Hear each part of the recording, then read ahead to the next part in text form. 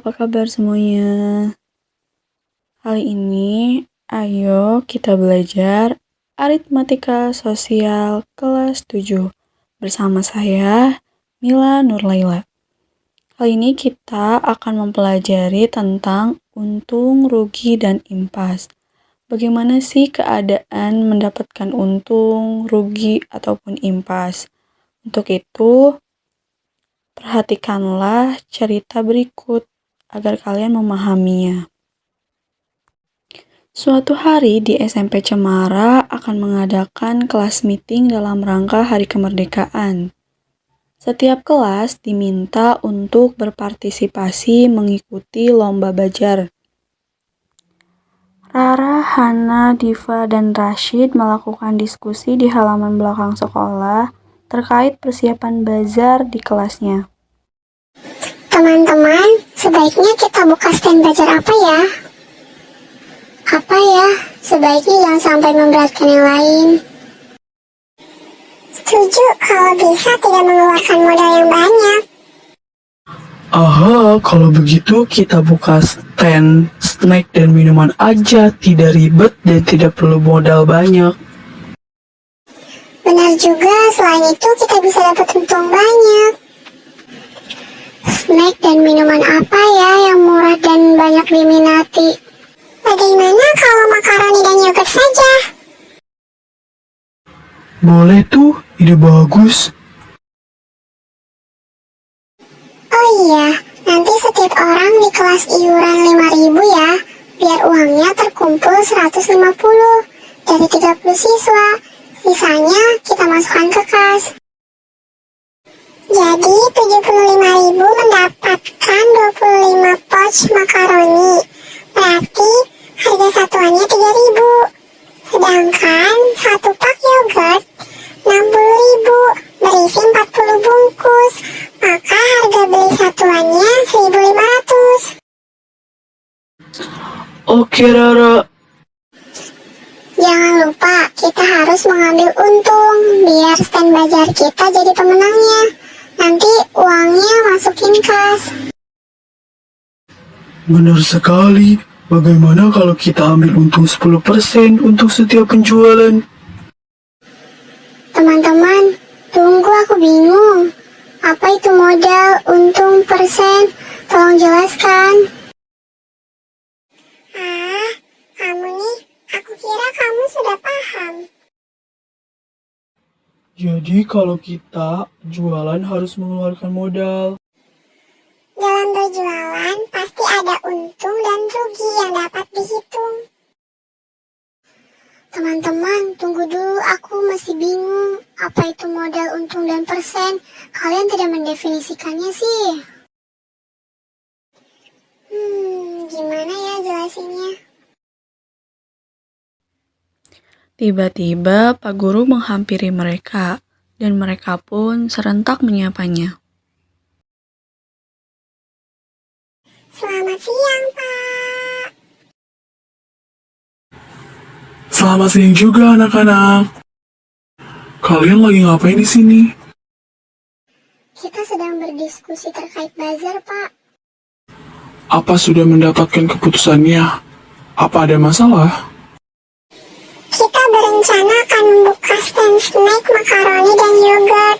Lalu kami mau ambil untung 10%. Berapa harga yang harus kita jual? Saya masih bingung, belum paham apa itu modal, untung, dan lain-lain, Pak. Baiklah, kalau begitu akan Bapak jelaskan terlebih dahulu. Coba kalian amati gambar di samping. Di situ ada gambar pasar tradisional dan pasar modern. Kegiatan jual beli dilakukan oleh penjual dan pembeli dengan tujuan pembeli mendapatkan barang dan penjual mendapatkan untung. Modal adalah segala sesuatu seperti uang, barang, dan lain-lain yang digunakan untuk keperluan tertentu seperti berjualan.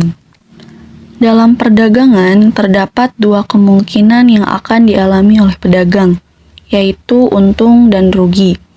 Pedagang dapat mengalami untung atau rugi tergantung pada beberapa hal, seperti besarnya harga jual, kondisi barang yang dijual, misalkan mengalami kerusakan atau tidak, dan situasi pembeli. Seorang pedagang dikatakan mendapat untung apabila ia berhasil menjual barang dagangannya dengan harga penjualan yang lebih tinggi daripada harga pembelian. Besarnya selisih antara harga penjualan dan harga pembelian itu merupakan besarnya untung yang diperoleh pedagang tersebut.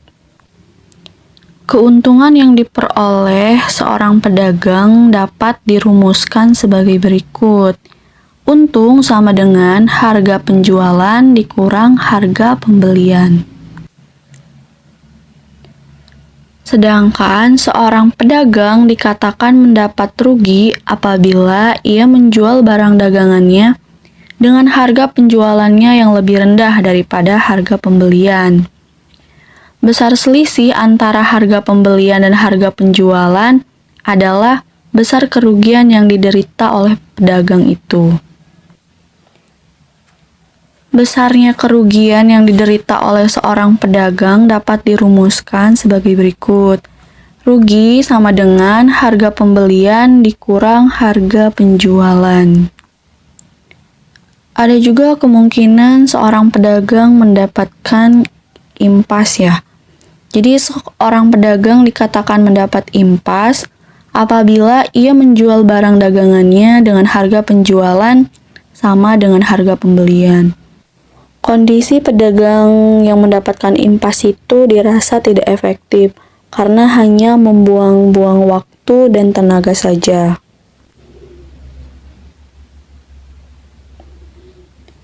Besarnya impas yang diperoleh oleh seorang pedagang dapat dirumuskan sebagai berikut. Impas itu di mana harga pembeliannya sama dengan harga penjualan. Persentase untung dan rugi. Dalam dunia perdagangan, untung atau rugi dapat dinyatakan dengan persen. Misalnya, bila kita sedang tawar-menawar suatu barang di pasar, misal karena harganya dirasa terlalu mahal bagi kita. Kadang-kadang, pedagang itu berkilah dengan mengatakan bahwa ia hanya mengambil keuntungan sedikit, beberapa persen saja katanya seperti itu. Namun, kita bisa menyatakan keuntungan atau kerugian dalam bentuk persen itu dapat dilihat apakah untung atau rugi yang diperoleh pedagang tersebut dalam tingkat yang wajar atau tidak gitu. Kemudian juga kita dapat membandingkan besarnya keuntungan atau kerugian yang diperoleh oleh dua buah barang yang berbeda. Apakah keuntungan atau kerugian yang diperoleh oleh barang yang satu yang lebih besar atau lebih kecil daripada yang diperoleh oleh barang yang lain. Untuk menyatakan persentase keuntungan, biasanya persentase keuntungan itu dihitung dari harga pembelian. Jadi jika kita mendengar ada seorang pedagang yang mengambil keuntungan 10%, berarti pedagang tersebut itu mengambil keuntungan sebesar 10% dari harga pembelian barang itu. Untuk menyatakan keuntungan dengan persentase dari harga pembelian itu dapat dirumuskan seperti di gambar itu ya rumusnya. Apabila harga pembelian modal dan persentase keuntungan diketahui, kita bisa menghitung harga beli dan harga jualnya itu dengan menggunakan rumus yang diturunkan dari rumus persentase keuntungan. Dapat dilihat ya, itu rumusnya. Selanjutnya untuk menyatakan persentase kerugian. Maaf ya, itu harusnya persentase kerugian bukan keuntungan ya. Persentase kerugian itu yang diderita oleh pedagang bisa dapat dinyatakan dalam persentase yang dihitung dari harga pembelian. Jadi jika seseorang menderita sebesar 5%, itu artinya orang tersebut menderita kerugian 5% dari harga pembeliannya. Persentase kerugian dapat dinyatakan dalam rumus sebagai berikut. Bisa dilihat ya rumusnya. Apabila harga pembelian modal dan persentase kerugian diketahui, Kita juga bisa menghitung harga beli dan harga jualnya. Bisa dilihat ya rumusnya. Bedanya kalau harga beli dan harga jual di persentase keuntungan, itu ditambah ya, kalau kerugian dikurang. Informasi yang kalian dapatkan jangan lupa dicatat ya.